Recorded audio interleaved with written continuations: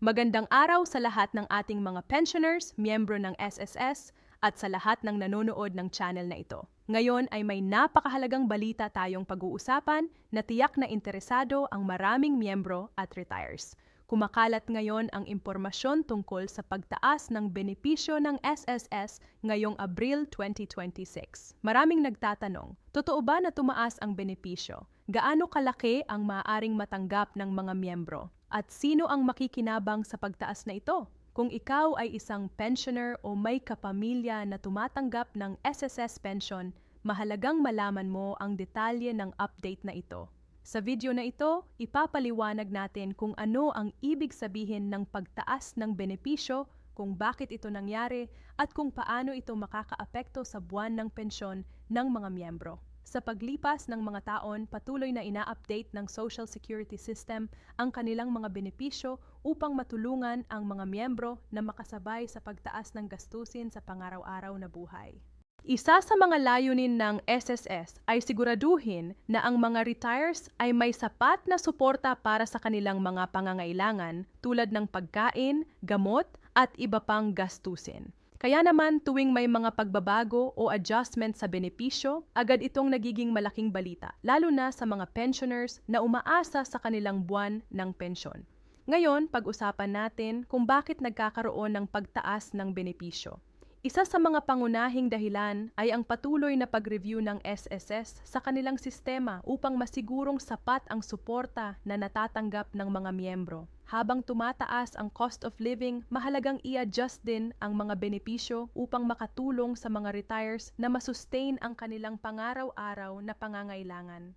Ang pagtaas ng benepisyo ay maaari ring resulta ng mga pagbabago sa contribution system, government policies o internal adjustments ng SSS upang mapabuti ang kanilang serbisyo sa mga miyembro.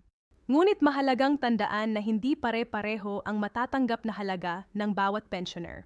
Ang eksaktong halaga ng benepisyo ay nakadepende sa ilang mahahalagang factors tulad ng kabuuang kontribusyon ng miyembro, ilang taon siyang naghulog sa SSS, average monthly salary credit, uri ng benepisyo na kanyang tinatanggap. Halimbawa, ang isang miyembro na mas matagal na naghulog at may mas mataas na kontribusyon ay maaaring makatanggap ng mas malaking pensyon, kumpara sa isang miyembro na mas maikli ang contribution period. Ito ang dahilan kung bakit may mga pensioners na makakakita ng mas malaking increase habang ang iba naman ay mas maliit ang pagbabago sa kanilang monthly pension. Ngayon naman, pag-usapan natin kung kailan maaaring makita ng mga pensioners ang pagtaas ng benepisyo. Ayon sa mga impormasyon na kumakalat, ang adjustment na ito ay inaasahang makikita sa mga pension releases simula ngayong April 2026.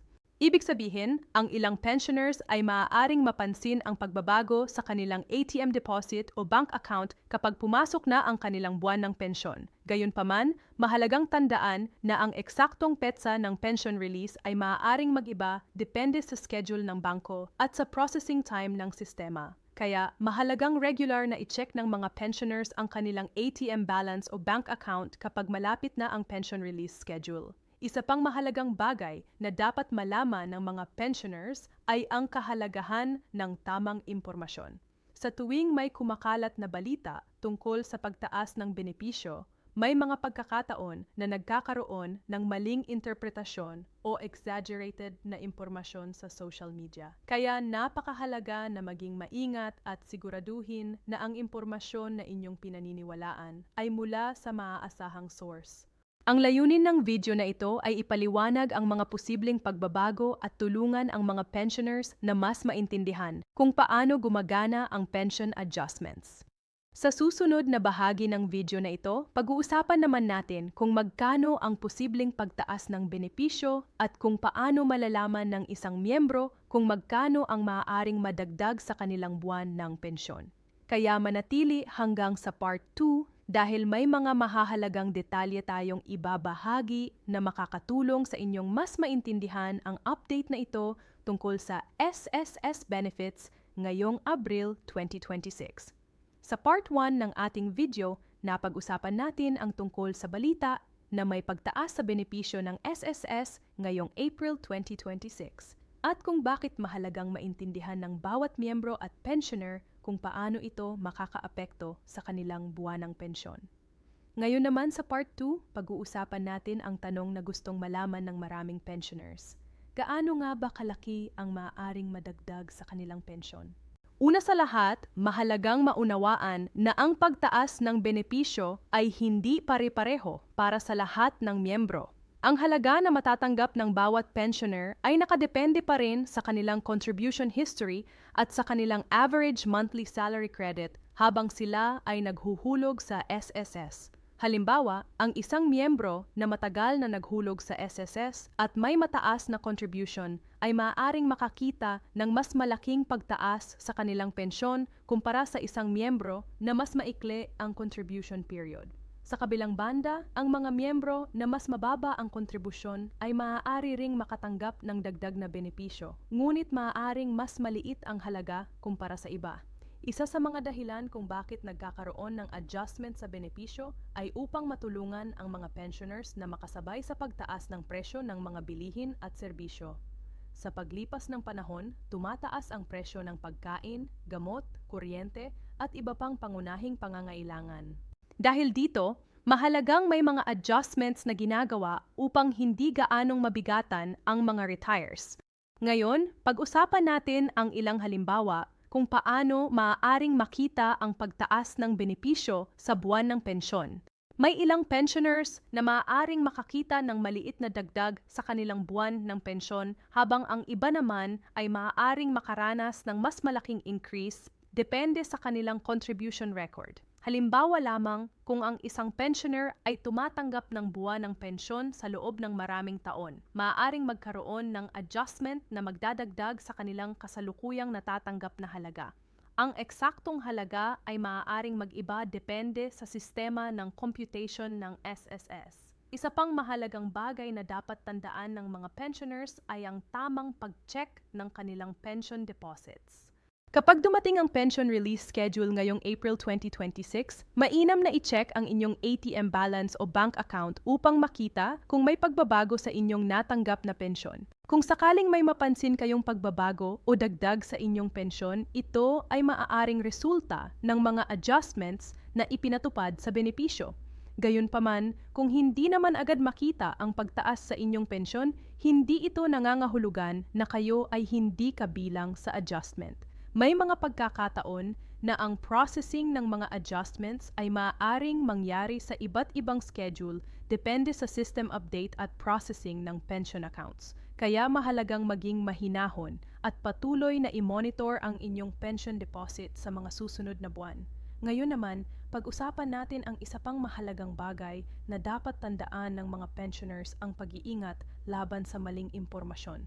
Kapag may kumakalat na balita tungkol sa pagtaas ng pensyon, may mga pagkakataon na may mga tao or online pages na nagbabahagi ng exaggerated o hindi kumpirmadong impormasyon. Halimbawa, may mga post na nagsasabing may malaking cash bonus o napakalaking dagdag sa pensyon kahit wala namang opisyal na kumpirmasyon.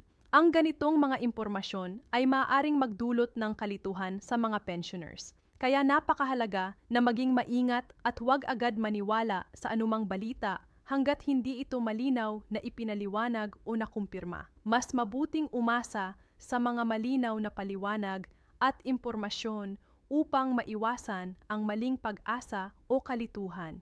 Isa pang mahalagang paalala ay ang pag-iingat laban sa mga scammers. Sa tuwing may mga balita tungkol sa pension increases, may ilang scammers na ginagamit ito bilang paraan upang linlangin ang mga pensioners. Maaring may magpadala ng text message o online message na nagsasabing kailangan ninyong magbigay ng personal information upang makuha ang inyong increased pension. Kung makakatanggap kayo ng ganitong mensahe, huwag ninyo itong paniwalaan. Huwag kailanman ibahagi ang inyong ATM PIN, OTP o bank details sa kahit kanino. Tandaan ninyo na ang mga bangko at opisyal na ahensya ay hindi humihingi ng ganitong impormasyon sa pamamagitan ng text message o social media. sa kabuuan. Ang pagtaas ng benepisyo ngayong Abril 2026 ay isang magandang balita para sa maraming pensioners dahil ito ay makakatulong sa kanilang pangaraw-araw na gastusin. Bagamat maaaring mag-iba ang eksaktong halaga na matatanggap ng bawat miyembro, mahalagang manatiling updated sa mga impormasyon upang mas maintindihan kung paano gumagana ang mga adjustments na ito. Sa part 3 ng video na ito, pag-uusapan naman natin kung paano masisiguro ng mga pensioners na tuloy-tuloy ang kanilang pension at kung ano ang mga mahahalagang tips upang mas maprotektahan ang kanilang pension benefits. Kaya manatili hanggang sa huling bahagi ng video dahil may mga mahalagang paalala at tips tayong ibabahagi para sa lahat ng pensioners. Narito na tayo sa huling bahagi ng ating video. Sa Part 1 at Part 2, napag-usapan natin ang tungkol sa balita na may pagtaas ng benepisyo ngayong April 2026 at kung bakit mahalagang maintindihan ng bawat miyembro at pensioner kung paano ito makakaapekto sa kanilang buwanang pensyon.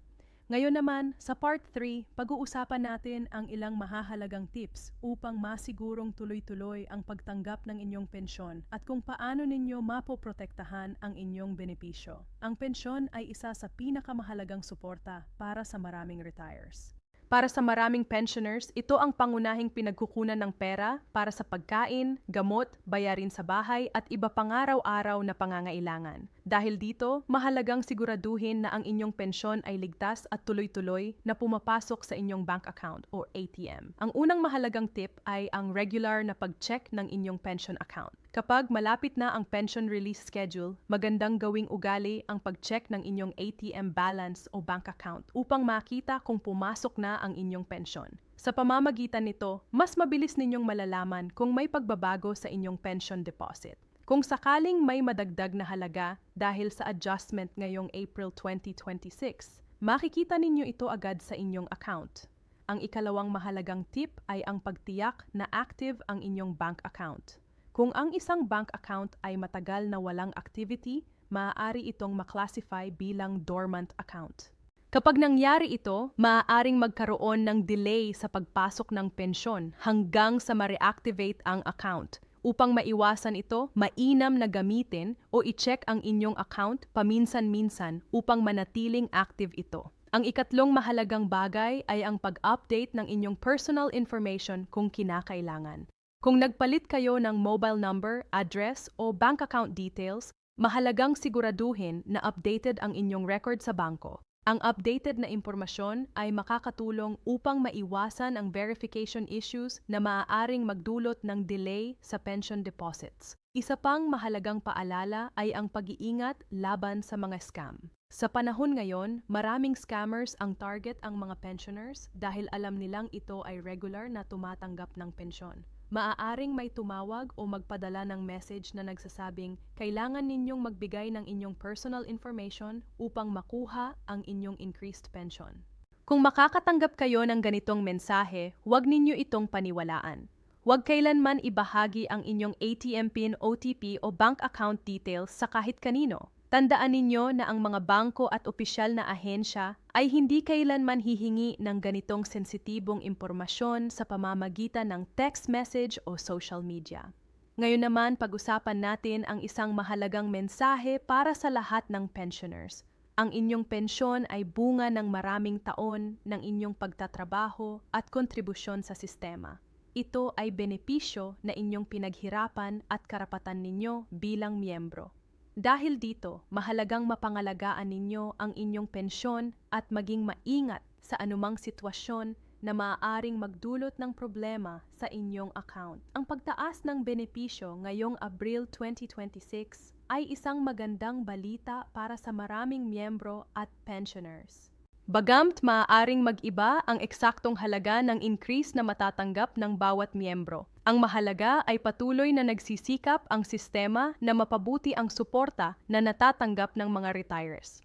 Sa pamamagitan ng pagiging updated sa mga impormasyon at pagsunod sa mga simpleng tips na ating napag-usapan, mas magiging maayos at ligtas ang pagtanggap ng inyong pensyon. Ngayon, bago natin tapusin ang video na ito, mayroon kaming simpleng paalala sa lahat ng nanonood. Kung ikaw ay isang pensioner o may kapamilya na tumatanggap ng pensyon, mahalagang manatiling updated sa mga pension announcements at mga bagong balita na maaaring makaapekto sa inyong benepisyo. Sa pamamagitan ng pagiging informed, mas maiiwasan ninyo ang kalituhan at maling impormasyon. Kung nakatulong sa inyo ang video na ito, huwag kalimutang gawin ang mga sumusunod ay like ang video upang mas maraming pensioners ang makakita ng impormasyong ito. Mag-comment sa ibaba kung kayo ay pensioner at kung napansin na ninyo ang anumang pagbabago sa inyong pension ngayong April 2026. Mag-subscribe sa channel na ito para sa mas marami pang pension updates, senior benefits news at mahahalagang impormasyon para sa ating mga retires. At huwag kalimutang i-share ang video na ito sa inyong mga kaibigan, kapamilya at kapwa pensioners upang mas marami ang maging aware sa update na ito tungkol sa pagtaas ng benepisyo. Maraming salamat sa inyong panonood. Magkita-kita tayo muli sa susunod na video para sa panibagong pension updates at mahahalagang balita para sa ating mga pensioners.